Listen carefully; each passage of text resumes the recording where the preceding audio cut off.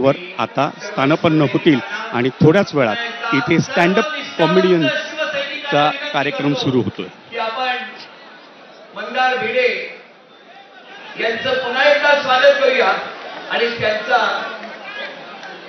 त्या कार्यक्रमाचा आपण आस्वाद घेऊया. व्यासपीठाच्या समोर सर्वांना आहे, कृपया आपण कॅमेरे सगळं कॅमेरा बाजूला घ्या. धन्यवाद. माध्यमांसाठी आपण थोडेसे मागे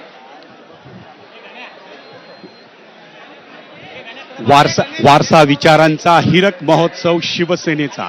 शिवसेना उद्धव बाळासाहेब ठाकरे या पक्षाचा हा 60वा वर्धापन दिन.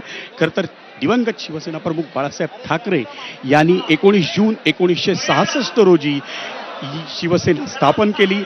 दादरच्या रानडे रोडवरच्या कदम मॅन्शनमध्ये सहदेव नाईक यांनी या शिवसेनेचा नारळ वाढवला होता.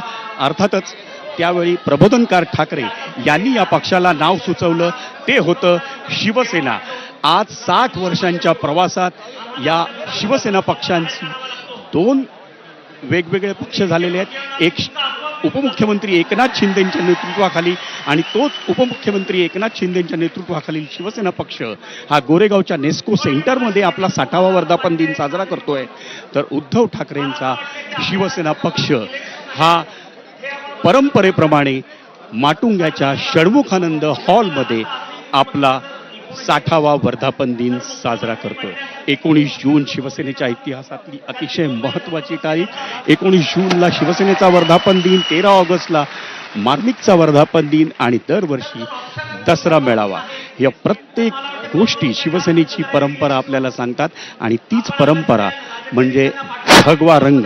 आणि त्याच भगव्या रंगाच्या शेडमधले कुर्ते किंवा सदरे परिधान करून उद्धव ठाकरे आणि त्यांचे चिरंजीव आदित्य ठाकरे हे इथे दाखल झालेले आहेत. अर्थात आपण व्यासपीठावरही पाहतोय 4 पिढ्यांचे 4 प्रतिनिधी ठाकरेंच्या.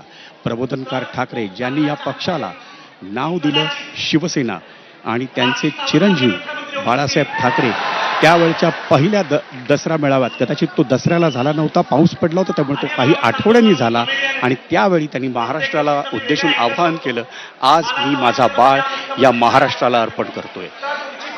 1966 साली शिवसेनेची